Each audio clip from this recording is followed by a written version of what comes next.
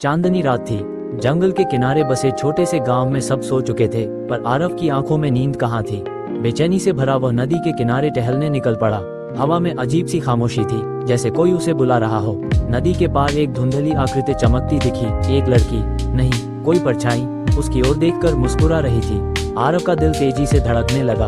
उसकी आंखें जैसे उस रहस्यमयी रूप पर थम गईं। कौन हो तुम? आरव ने हिम्मत कर पूछा।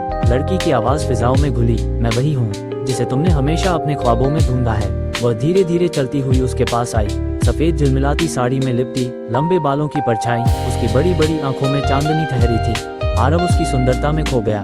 तुम असली हो या कोई सपना? उसने कांपती आवाज में कहा। वह मुस्कुराई। उसकी मुस्कान में गम की नमी थी। मैं हूँ, पर इस दुनिया की नहीं, उसने धीरे से कहा। मैं इंतजार कर रही थी, सदियों से, किसी ऐसे दिल के लिए जो मुझसे डर न जाए। आरव ने आगे बढ़कर उसका हाथ थामना चाहा और चौंक गया। उसका हाथ हल्की सी ठंडी हवा सा महसूस हुआ, फिर भी वह पीछे नहीं हटा। क्या तुम मुझे छोड़ दोगे जब जानोगे कि मैं? उसने आंखें झुका ली। आरव ने धीरे से उसके चेहरे को उठाया। तुम जो भी हो, इस पल में मेरे लिए बस तुम हो। चांदनी ने उन दोनों को अपनी चादर में लपेट लिया।